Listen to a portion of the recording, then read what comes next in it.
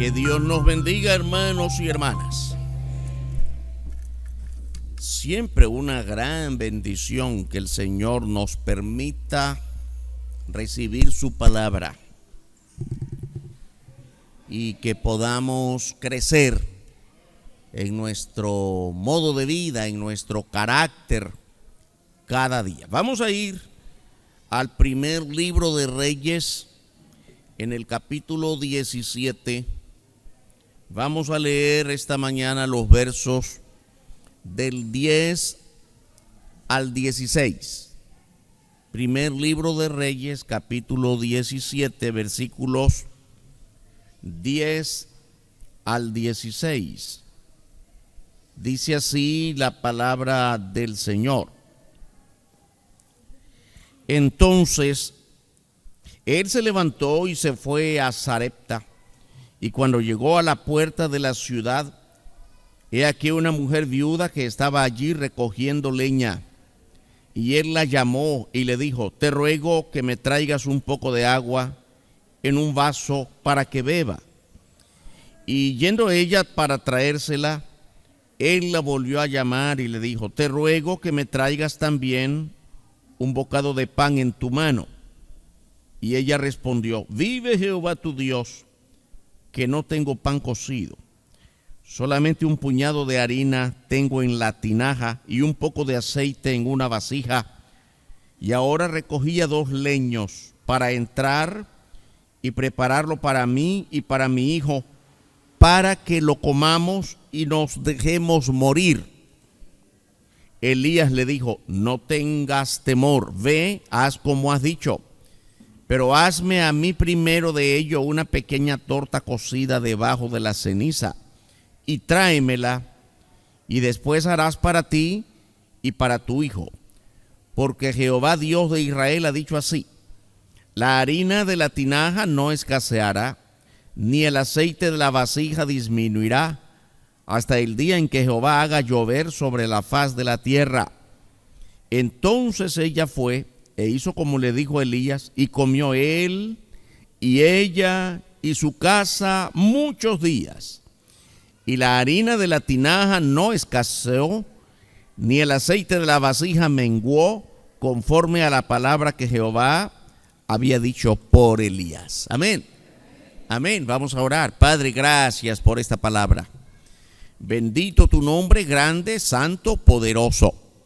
Señor, gracias que estamos aquí reunidos para recibir esta palabra. ¿Cuántos, Señor, no pudieron llegar o no quisieron venir?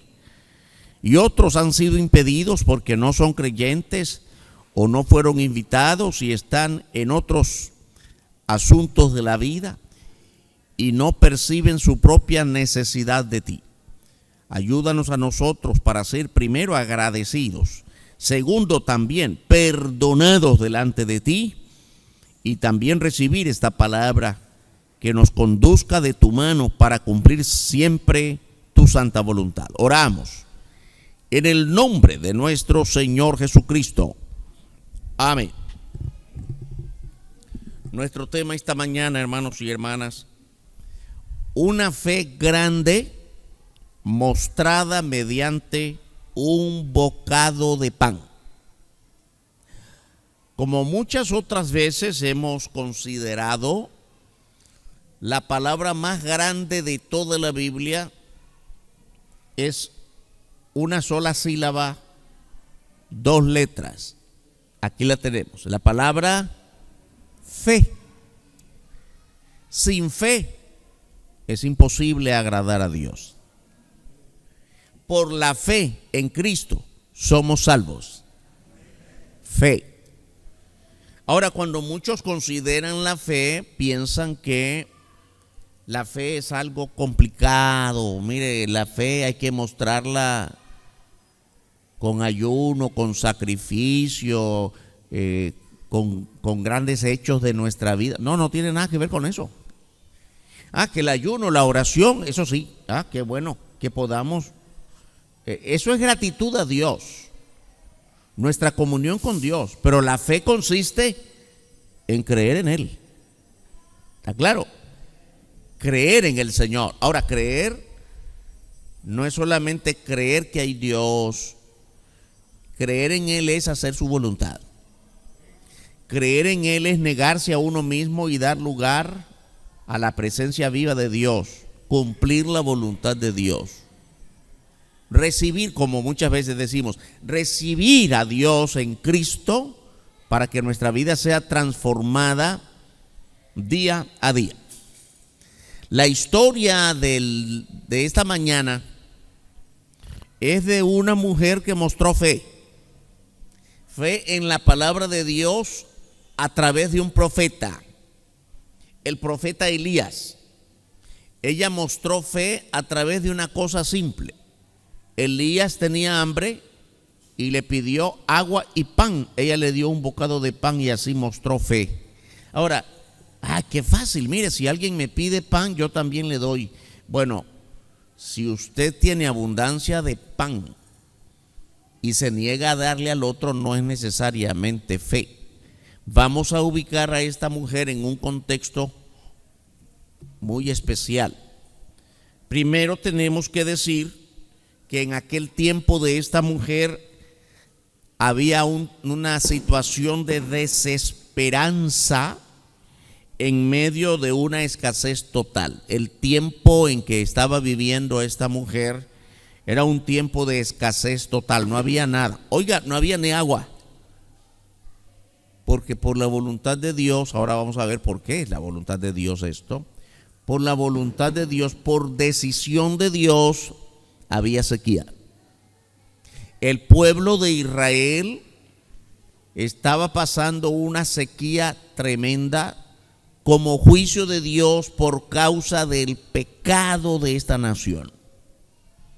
Había mucho pecado, tanto pecado que Dios dice, no, vamos a decretar un tiempo prolongado de sequía y por consecuencia de hambruna. Todos sabemos que donde hay sequía, quiere decir donde no llueve, no hay producción en la tierra y hay hambre.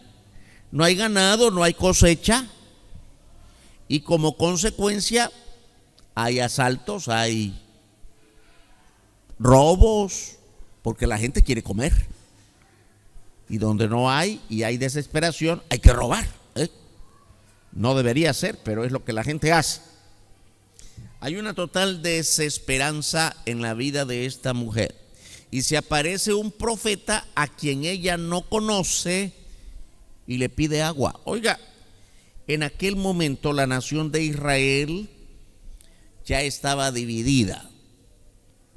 Aquí cuando estudiamos mucho la palabra del Señor, hemos estudiado este momento en el cual la nación de Israel era una sola, 12 tribus. Aun cuando era una sola nación de 12 tribus unidas, tampoco vamos a decir que estaban en perfecta armonía. Nunca fue así. Las 12 tribus, óigame, fueron difíciles de mantenerse unidas. Llegó un momento en que fue inevitable la ruptura y 10 tribus, las llamadas tribus del norte, se separaron y empezaron a llamarse Israel, y 2 de las 12 tribus quedaron al sur y empezaron a llamarse Judá. 2 naciones que por mucho tiempo también se hicieron la guerra. Esa era la situación, la nación ya estaba dividida y esta historia ocurre en el norte, en Samaria, entre las naciones que se llamaba, entre las tribus que se llamaban la nación de Israel. ¿Cómo se originó la sequía? Vamos a recordar, según la Escritura, que esto venía desde tiempo muy antiguo. Los reyes de Israel y también los del sur, los de Judá, no fueron fieles a Dios. Promovieron la idolatría en medio del pueblo de Israel y de Judá. Y Dios hizo grandes juicios sobre ellos. La historia de los reyes es historia de mucho pecado. El padre de Omri era el rey en este tiempo de la historia de esta mujer y del profeta Elías. el padre del rey Omri era el rey Acab. Acab había cometido tremendos pecados. El pecado en Israel iba en aumento en tiempos del rey Acab. Acab es el rey de este tiempo de la mujer y de Elías. El padre de Acab es Omri. Y dice la palabra que estamos leyendo en el primer libro de Reyes, capítulo 16, verso 25, acerca de Omri. Y Omri hizo lo malo ante los ojos de Jehová, e hizo peor que todos los que habían reinado antes de él. Este era el contexto que se vivía en ese momento. Omri, el padre de Acab, había hecho lo malo. Dice, peor que los anteriores, imagínese usted. Y después encontramos quién es Acab, el hijo de Omri. Acab es el rey de Israel y también hizo lo malo ante los ojos de Dios. Capítulo 16, siempre el capítulo 16, versículo 30, dice, y reinó Acab, hijo de Omri, sobre Israel en Samaria 22 años. Y Acab, hijo de Omri, hizo lo malo ante los ojos de Jehová, más que todos los que reinaron antes de él. Usted puede observar cómo terminan los dos versículos que acabamos de leer.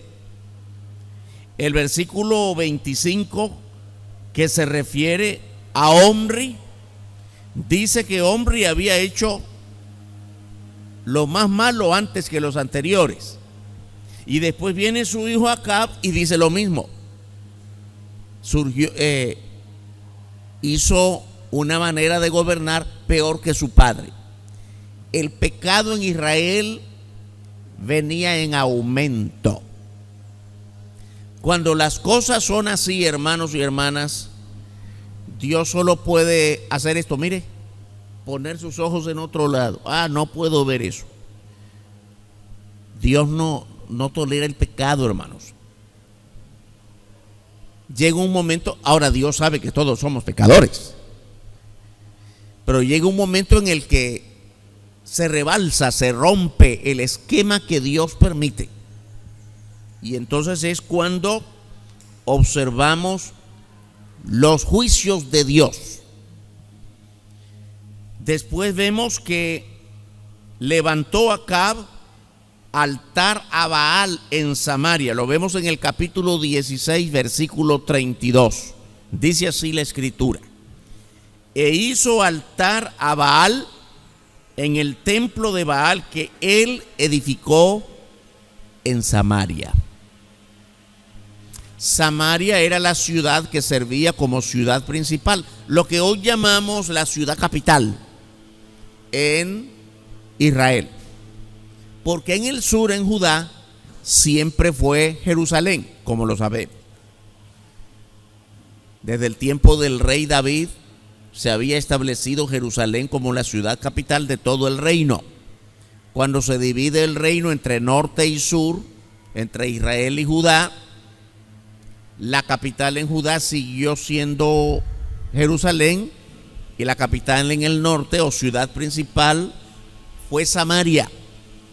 Y allí en la ciudad principal, Samaria, Acab, el rey de Israel, había levantado altar al dios Baal. Ahora, obviamente todos entendemos que si Jehová es el único Dios verdadero, cualquier otro Dios es falso. Había levantado altar a un ídolo que no era Dios. Entonces encontramos en consecuencia que Dios castigó a Israel con una larga sequía. Capítulo 17, verso 1, si me siguen en la lectura. Entonces Elías Tisbita, que era de los moradores de Galaad, dijo a Acab, Elías está confrontándose con el rey Acab: vive Jehová Dios de Israel, en cuya presencia estoy, que no habrá lluvia ni rocío en estos años, sino por mi palabra. ¿Qué? ¿Palabra de Elías? No, palabra de Jehová. Elías es solo el que transmite la palabra de Jehová. La palabra es de Dios. Y es Dios quien está determinando una larga sequía. No habrá lluvia ni rocío, dice, en estos años. Observe bien, hermanos y hermanas, que no dice en estos días, en esta semana, en este mes, dice en estos años. Al final de la historia veremos que la sequía se prolongó por 3 años.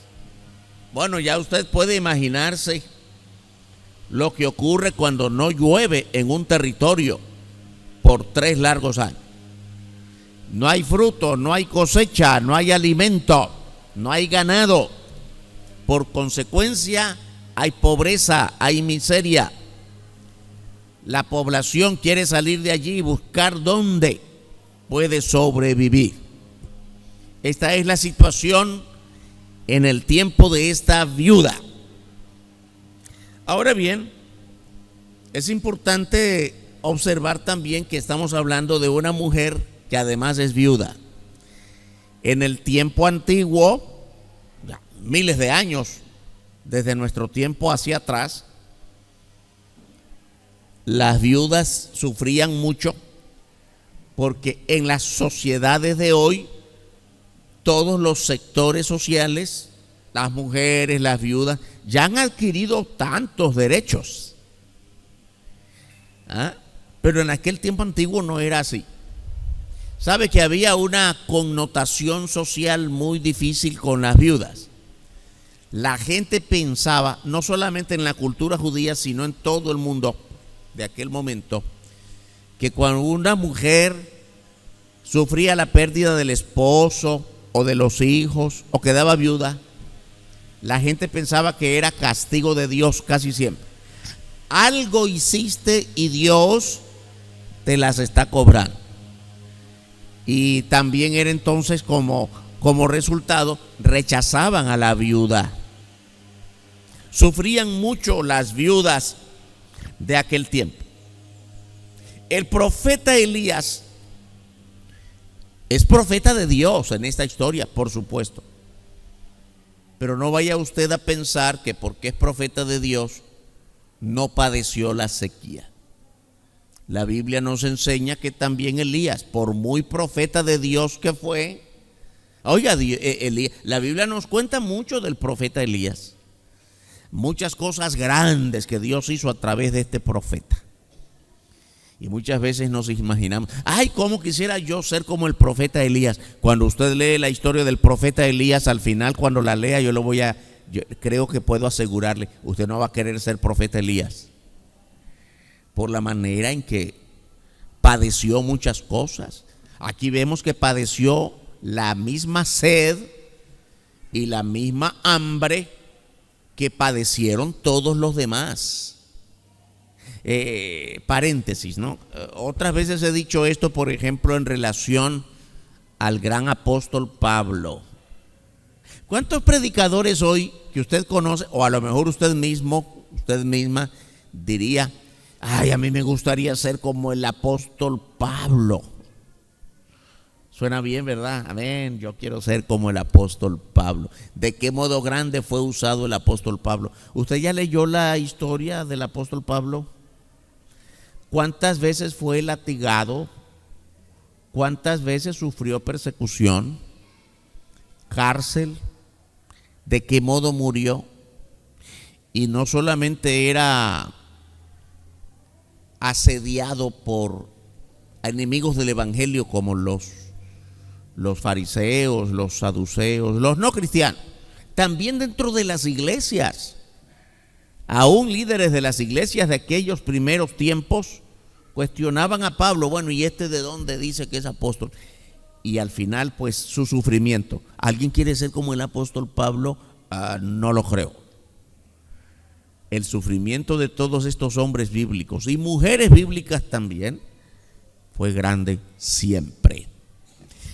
El profeta Elías también padeció las consecuencias de esta sequía y tenía mucha sed.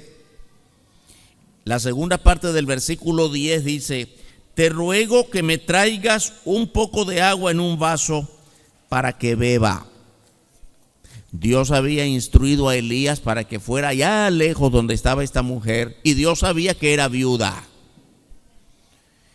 Y Elías iba sediento, profeta de Dios, pero también padecía lo que el mundo padece. Muchas veces, hermanos y hermanas, nosotros los creyentes tenemos que aprender que no somos librados de las condiciones naturales del mundo solo porque somos cristianos. Estamos viviendo un tiempo difícil desde el año pasado, ¿no? En todo el mundo, ¿sí o no? Todavía no acaba la pandemia. Y oiga, si usted mira las noticias, de verdad que no acaba. Especial en nuestras naciones también. Óigame, Brasil, México, Argentina siguen creciendo en números de muertos.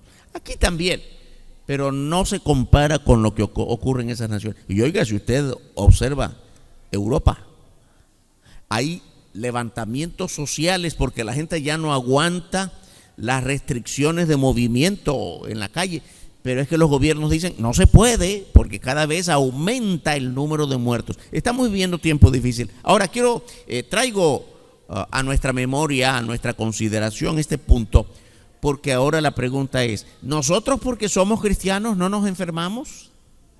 ¿No estamos bajo la amenaza de esta enfermedad? De hecho, muchos de nuestros hermanos la han padecido. Y otros buen grupo de hermanos de diferentes iglesias se nos han ido. Ah, no, pero como somos cristianos, eso no va con nosotros. Como somos cristianos, olvidémonos de las reglas que se ponen. No, hermanos, nosotros como cristianos también con mucha disciplina debemos guardar las reglas que se han establecido.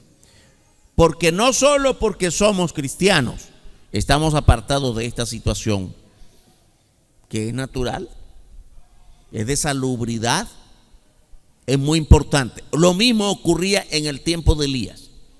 Había una sequía grande que había provocado gran hambruna y gran sed. No había ni agua. Y Elías también la padecía, aunque era gran profeta de Dios.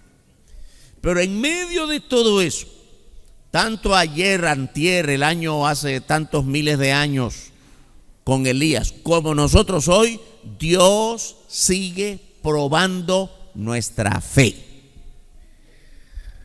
Todo esto es para probar nuestra fe. En medio de estas situaciones que vive el mundo, muchos han dado la espalda a la fe,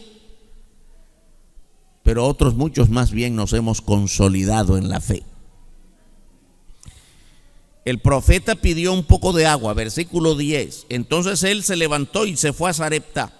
Y cuando llegó a la puerta de la ciudad, he aquí una mujer viuda que estaba allí recogiendo leña. Y él la llamó y le dijo, te ruego que me traigas un poco de agua en un vaso para que beba. Lo primero que Elías hizo, seguramente la Biblia no nos dice tantos detalles, pero seguramente que la saludó. Hola, ¿cómo estás? O yo no sé qué cosa, pero lo primero que pidió fue, dame agua, que tengo sed. Óigame, ella accedió a darle agua y yo estoy seguro que no fue fácil, porque ella también tenía sed. Hermanos, no había agua. No estemos pensando que es como si alguien llegara a la puerta de su casa, por favor, dime un poco de agua. ¿Cómo no? Tenemos agua, dele lo que pueda de agua. No hay problema porque hay agua. Pero aquí no había agua. Y esta mujer accedió a darle agua, pero él pidió más. No más agua. ¿Qué pidió? Ahora pide pan. ¿Se imagina que si era difícil pedir, darle agua? Ahora pide pan. Versículo 11. Y yendo ella para traérsela, Él la volvió a llamar y le dijo: te ruego que me traigas también un bocado de pan en tu mano. Qué bueno que ya me quitó la sed porque me dio agua. ¿Podrías darme un poquito más? ¿Qué quieres ahora? Dame pan. Eso sí está difícil. En ambos casos es demasiado para una viuda pobre. Hermanos, hermanas, es bueno pensar en esto cuando hablamos de agua o hablamos de pan. Cuando usted va a las Escrituras, especialmente cuando hablamos del libro de Reyes o del libro de Jueces, vemos unas situaciones, unos cuadros de tremenda hambruna. Llega un momento en la Escritura en la que nos dice que tuvieron que comerse a los niños. ¿Se puede imaginar usted? Óigame, la Biblia nos enseña, es bueno que aprendamos esto, que no hay nada nuevo bajo el sol. Y de repente nosotros, ahora como nuestra vida es corta, ¿cuánto es lo más que puede vivir un año? El que más puede vivir vive 100, ¿no? Hay quienes viven 104, 100. Pero bueno, vivimos 80, 90, 100. Y pensamos que vivimos 100 años y que en 100 años vemos todo. No, óigame, vivimos muchas cosas. Pero en el mundo se ha vivido cosas que usted no ha visto y que muy probablemente nos vamos a morir sin verlas. Pero es muy común que digamos: óigame, la situación que vivimos hoy, nunca se ha vivido. Las guerras que hemos vivido, nunca se ha vivido. La situación de hambre de hoy, nunca se ha vivido. No ha leído la Biblia. La Biblia nos dice que no hay nada nuevo debajo del sol. Cambian la forma, cambian las circunstancias, pero los eventos son los mismos. Desde que Adán y Eva pecaron, hay asesinatos. Desde que Adán y Eva pecaron, ha habido guerras, nación contra nación. Familias, en medio de las mismas familias, enemistades y guerras. Situaciones naturales de hambres, erupciones volcánicas, inundaciones, terremotos. No hay nada nuevo en este mundo. Y sí, óigame bien, han habido cosas peores de las que estamos viviendo. La Biblia nos lo enseña. Veamos aquí más acerca de esta historia. Dios sigue probando nuestra fe. Y la fe de esta mujer estaba siendo probada aún sin conocer al profeta que había llegado a su casa. Cuando Elías pide pan, la mujer y su hijo estaban en una condición en la que solo esperaban la muerte. Mire bien el versículo 12. Y ella respondió: vive Jehová tu Dios, que no tengo pan cocido, solamente un puñado de harina tengo en la tinaja y un poco de aceite en una vasija. Y ahora recogía 2 leños para entrar y prepararlo para mí y para mi hijo, para que lo comamos. ¿Qué sigue, hermanos? Y para dejarnos morir. ¿Puede usted imaginarse qué está pasando aquí? Este es el último bocado de pan, ya no puedo más. Toda mi vida, vamos a tratar de ponerle más elementos a este versículo, porque yo creo que es lo que realmente ocurrió. Mira, señor Elías, no sé si la mujer ya sabía cómo se llamaba este hombre, pero quiero decirte que esto es lo último que me queda. A lo mejor tuve un poco de dinero, pero ya no hay, se acabó todo. Trabajé toda mi vida para darle de comer a mi hijo desde que quedé viuda, pero ya no tengo nada más que hacer. Ya no hay trabajo.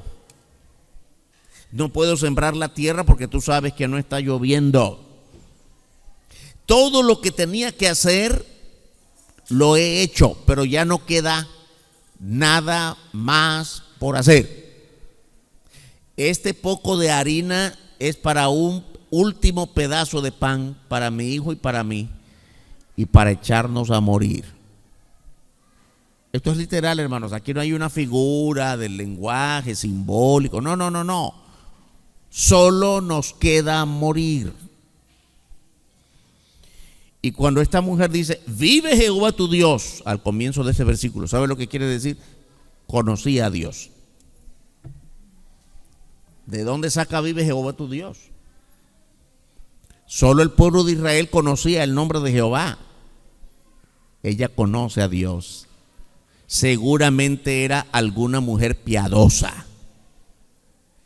¿Cómo es posible que esta historia de hambruna, de limitaciones, de todo tipo de tropiezos se esté dando con un profeta de Dios y una mujer de Dios? Bueno, de eso se trata. Dios está siempre probando nuestra fe. Dios está siempre probando nuestra fidelidad a Él. Y aquí se trata de confrontar la vida tanto de Elías como de esta mujer viuda con una situación de vida o muerte. No es una situación de simple peligro. No es una situación de enfermedad. Es una situación entre la vida y la muerte. Son situaciones extremas. Y muchas veces Dios prueba nuestra propia fe hoy, en el siglo XXI, en situaciones de vida o muerte. Cuando se pierde la esperanza, la muerte es una realidad muy próxima. Quiere decir, no queda más que hacer. Pero el profeta llegó de parte de Dios para esta mujer con palabras de esperanza. Palabras de esperanza cuando solo queda morir. Leemos el versículo 13. Elías le dijo, no tengas temor, ve, haz como has dicho, pero hazme a mí primero de ello una pequeña torta cocida debajo de la ceniza y tráemela, y después harás para ti y para tu hijo, para que no corras el riesgo de que la harina se queme. Ponla debajo de la ceniza allí, que no se tueste mucho, pero hazme a mí primero. Óigame, yo no sé qué hubiéramos hecho nosotros en lugar de la viuda. Este hombre no lo conozco, viene, me pide agua, le doy agua y ahora pide más. Y además, del último bocado para mí y para mi hijo, él quiere que le dé un pedazo y que le dé a él primero. ¿No le parece a usted un poquito de atrevimiento? Sí, Dios sigue probando la fe de esta mujer. ¿Por qué? Porque esta mujer entiende, y también Elías, que el darle primero a Elías es reconocer que es un hombre de Dios. Es como estarle dando a Dios. Es una tremenda prueba, hermanos y hermanas. Yo no sé cuántos de nosotros hemos pasado pruebas, tal vez no exactamente la misma como esta mujer, pero pruebas de fe. Dios te ha probado hasta lo sumo. Ahora, lo que ocurre en todo momento de prueba, exactamente igual como el muchacho estudiante que va a un examen. Todo examen es una prueba, ¿no? En un examen te quedan dos opciones nada más: aprobar o salir reprobado. Aprobar o salir aplazado. ¿Cuántos de nosotros hemos salido reprobados en alguna prueba de Dios? Bueno, qué bueno. ¿Cuántos de nosotros también hemos sido aprobados por Dios? Porque hemos vencido la prueba. De una cosa sí podemos estar seguros, hermanos y hermanas. ¿Cuántas veces has sido aprobado en el examen de Dios? Esa no es la última prueba. Dios te seguirá probando. Y tenemos que glorificar el nombre de Dios, porque cada vez que el Señor nos aprueba, La prueba que viene es para mayor gloria a su nombre. Para eso es. No es para gloria nuestra. Es para que sigamos sirviendo en sus grandes propósitos. Vamos a ver más de esta historia. El profeta es un profeta de Jehová, es un profeta de Dios. Él representa en ese momento la voluntad de Dios. Y qué bueno que la mujer lo entendió. Y qué bueno que al entenderlo, ella cumplió exactamente con la demanda, con la petición que le estaba haciendo el profeta. Versículo 14. Dice Elías: porque Jehová Dios de Israel ha dicho así: la harina de la tinaja no escaseará, ni el aceite de la vasija disminuirá, hasta el día en que Jehová haga llover sobre la faz de la tierra. Yo creo que estamos llegando al punto culminante de la prueba de la fe de esta mujer.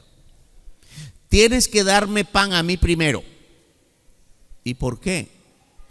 Porque Dios ha dicho que si tú me das a mí primero, nunca te va a hacer falta el aceite y nunca te va a hacer falta el pan. Aquí llegamos al momento cumbre. ¿Sabe cuál es la pregunta que no está aquí, pero que está implícita? ¿Lo crees o no lo crees?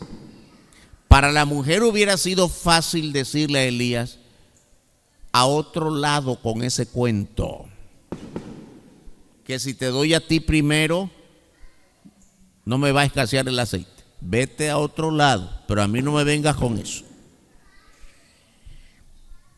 ¿Cuántas veces nosotros fallamos en nuestra fe porque no le creemos a la palabra de Dios? A los que aman a Dios, todas las cosas le vienen a bien. Ay, pastor, vaya a decírselo a otro que está bien. Yo no, yo estoy ya desesperado. Yo ya no creo en eso. De eso se trata la prueba de la fe. Si amas a Dios, Dios se encarga de lo demás. Casi todos los días repetimos este versículo que debe ser una norma en nuestra vida. Mas buscad primeramente. Ay, pastor, yo creo que eso lo repitió el domingo pasado y el domingo. Sí, por favor, memorízalo todos los días. Antes de salir de tu casa, al momento de abrir tus ojos después del sueño en la mañana. Recítalo, métetelo en tu mente, en tu conciencia. Si buscas primero el reino de Dios y su justicia, eso quiere decir, si te sometes primero a la voluntad de Dios, Él se encarga de todo lo demás. Todo lo demás será añadido. Ay, pastor, vaya a otro lado con eso, yo ya no creo. Ah, bueno, fallaste en la fe. Esta mujer, en vez de decirlo a eso a Elías, ella hizo como él le mandó. Y qué bendición. En medio de que el mundo entero estaba sin agua, sin pan, sin harina, sin aceite, la Biblia nos dice que allí no escaseó, que Dios hizo abundancia de pan. Amén, hermanos. ¿Cree que estamos hablando de cualquier cosa? No había nada para comer y Dios hizo que abundara en la casa de esta mujer. ¿Por qué Dios hizo que abundara? Sencillamente porque ella mostró fe.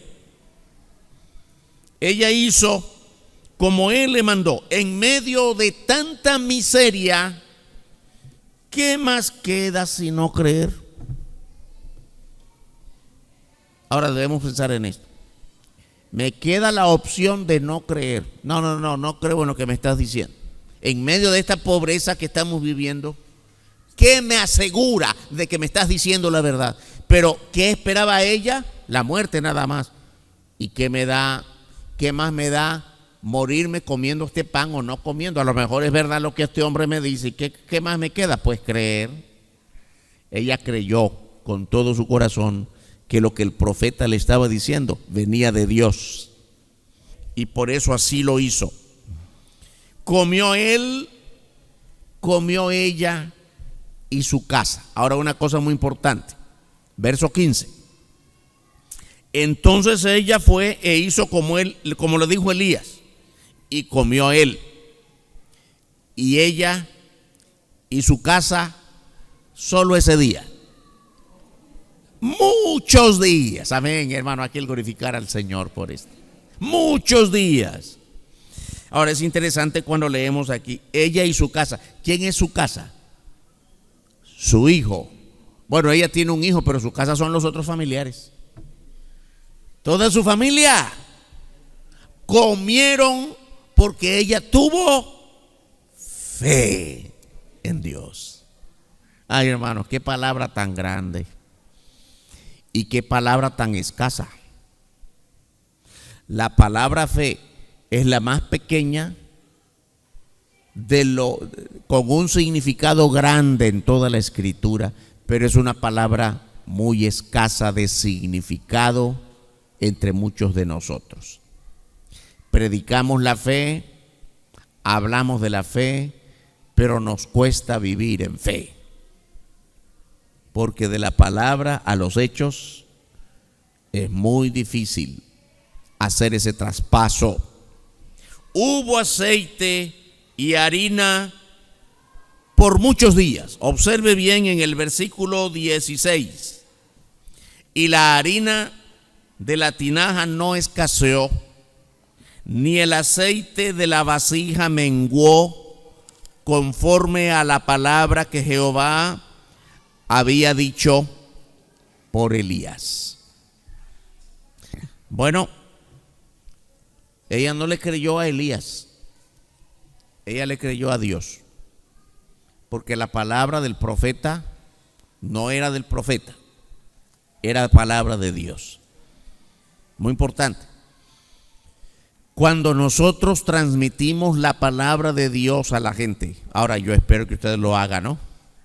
Como iglesia cristiana insistimos mucho todos los días de que prediquemos la palabra. Y por favor que ninguno aquí sienta que, mire pastor, qué bueno que usted insiste en que prediquemos, pero eso no es para mí, eso es para los que estudian, eso es para los que saben, eso es para los que ya tienen años de ser cristianos. No, eso es para usted. Todo es que Cristo haya llegado a su vida y usted ya debe transmitir la palabra de Dios. Pastor, pero es que no estoy preparado, no sé qué decir. Seguramente le hace falta aprender las primeras lecciones, las lecciones básicas. Pero usted ya puede decir a la gente que el Señor transformó su vida. Probablemente no pueda transmitir con plena conciencia o con pleno entendimiento cómo Dios transformó su vida. Pero yo quiero decirle algo. ¿Cómo Dios transformó nuestra vida? Pregúnteselo al que tiene 40 años de ser cristiano y lo mismo le va a decir. ¿Cómo Dios lo hizo? Yo no lo entiendo. Lo recibo por fe. Ninguno de nosotros puede decir con pleno entendimiento los grandes misterios que Dios hace. La Biblia dice que la sangre de Cristo nos limpia de todo pecado. Ahora, ¿cómo hace Dios para que nuestro pecado sea lavado con la sangre de Cristo? Eso no lo podemos explicar, porque solo Dios lo puede hacer. Como los grandes fenómenos históricos de la Biblia. Y Dios partió el mar y el pueblo pasó en seco. Alguien viene y le dice, explíqueme científicamente cómo ocurrió. ¿Hay alguien que pueda explicar eso? ¿Cómo puede venir alguien como Moisés, señalar con una vara al mar y el mar se abre? ¿Qué fenómeno científico, físico, nuclear ocurrió ahí? Ninguno de nosotros es capaz de explicarlo. Usted puede tener 50 años de ser cristiano y nunca va a poder explicarlo. La única explicación está en que Dios lo hizo. Y esa es una expresión de fe. Creemos que Dios hace cosas con las que nosotros no podemos mediar explicación. Fe es el fundamento de nuestra vida. Esta mujer mostró fe en Dios, no en el profeta. La gente allá afuera tiene que aprender a creer en Dios, no en nosotros. Nosotros solo somos transmisores de la palabra y debemos ser fieles a Dios para transmitir la palabra exacta, no la palabra nuestra. La palabra que está escrita en las Escrituras, no la nuestra. Toda vez que nosotros creemos que la gente toda vez que nosotros queremos que la gente crea en nosotros, estamos fracasando. Nosotros tenemos que hacer que la gente crea en el Evangelio de Jesucristo. Lo que sí estamos comprometidos, hermanos, con la obra del Señor, con la voluntad de Dios, es que nuestro Evangelio sea creíble a partir de nuestro ejemplo. A partir de que la gente vea que la transformación de Cristo es una verdad en nosotros, no una simple palabra. No era palabra de hombre, era palabra de Jehová. No fue un milagro de Elías, sino de Dios. Dios hizo abundar la harina y el aceite, porque su gracia siempre se mueve cuando hay fe en el corazón de cada uno. ¿Es la fe de esta mujer parecida a la nuestra? ¿Es la fe nuestra parecida a la de esta mujer? ¿Es la fe de nosotros como la fe de Elías? Bueno, yo he escuchado esto de muchos creyentes. Cuando exhortamos y decimos a la gente, hermano, hermana, esforcémonos en la fe, como vemos en las Escrituras, tanta gente de fe. Siempre hay gente que se justifica entre nosotros diciendo, ay pastor, usted quiere que yo sea un Abraham, usted quiere que yo sea como Pablo, es que usted quiere que yo sea un Elías. Y yo quiero decirle, sí. ¿Quién dice que no? ¿Y quién era Elías? ¿Y quién era Pablo? ¿Y quién era Esther? ¿Y quién era David? Óigame, hombres y mujeres tan pecadores como nosotros, ¿o no? ¿O usted cree que alguno de ellos nació superdotado de la cuna? Que vino con una aureola de santidad de que nacieron. No, hermanos, no hay justo ni siquiera uno. ¿Lo creemos? Ni siquiera uno. Así que si Pablo fue Pablo, si Elías fue Elías, si Moisés fue Moisés, usted sea Juan, sea Carlos, sea Luis, para la gloria de Dios. Tenemos el mismo Dios que ellos y tenemos algo más que ellos no tuvieron. Usted puede pensar que esta escritura que hoy tenemos, ellos no la tuvieron. ¿Sí? Yo quiero decirles una cosa que tal vez se nos olvida. Elías nunca leyó las cartas de Pablo. Estamos claros de eso, ¿verdad? Moisés nunca leyó el Evangelio de Mateo y de Lucas. Estamos claros de eso, ¿verdad? No existían esos libros. Hoy nosotros, en cuanto a revelación de Dios, tenemos mucho más que ellos no tuvieron. Tenemos menos excusa que ellos en la antigüedad, porque tenemos toda la palabra revelada de Dios para conocerla. Así que se nos facilita más vivir en la fe de Dios. No olvide eso. Dios siempre nos está probando. Con mucha frecuencia, todos nosotros necesitamos a alguien que nos traslade de una situación de desesperanza a una realidad de esperanza y aliento, de una situación de muerte a una realidad de vida. Esto puede ser verdad hoy para ti si llenas la vasija de tu vida con la presencia de Dios. Fe en Dios significa que cuando obedeces a Él, Él mismo te dará una vida de esperanza y de grandes realizaciones. Vamos a orar. Alabamos tu nombre, Padre Santo. Muchas gracias por la bendición que nos concedes siempre para recibir tu palabra. Te rogamos que no solamente sea recibida en nuestro corazón o en nuestra mente, sino también llevarla a la práctica cada día. Tú siempre estás probando nuestra fe, porque tu voluntad es que crezcamos en fe y en cumplimiento de tu santa voluntad. Rogamos que esto sea una realidad, el crecimiento espiritual sea una realidad en nuestra vida personal, en nuestros hogares, nuestros hijos, nuestros matrimonios, nuestro trabajo, nuestras finanzas, nuestra salud, nuestro compartir la palabra con todo el entorno de nuestra vida diaria. Bendito tu nombre, Señor. Sigan orando, hermanos y hermanas. Quiero tomar un minuto para la iglesia. Hermano, hermana, ¿está estancada tu fe o estás creciendo? Solo tú puedes responderte, nadie te puede juzgar, solo tú te conoces. ¿Consideras que tu fe va creciendo o que va para atrás? Comprométete delante de Dios esta mañana. Señor, yo quiero pedirte que mi fe crezca. Esta mujer, la de la historia de hoy, esta viuda, y el profeta Elías me animan a crecer en fe. Lléname de tu espíritu para crecer en fe. ¿Cuántos quieren orar de esa manera hoy?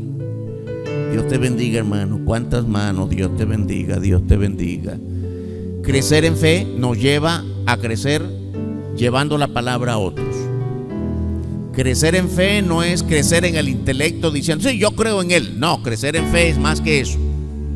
Apropiarme de la palabra para que mi vida sea consagrada cada día más en los propósitos de Dios. ¿Quieres crecer en fe esta mañana? ¿Quieres pedirlo a Dios? Levanta tu mano. Dios te bendiga, Dios te bendiga, Dios te bendiga, Dios te bendiga. Padre bendito, gracias. Queremos crecer en fe. Que podamos cada día vencer las diversas pruebas que enfrentamos. Que no resbalemos, que no caigamos. Y si caemos, levántanos.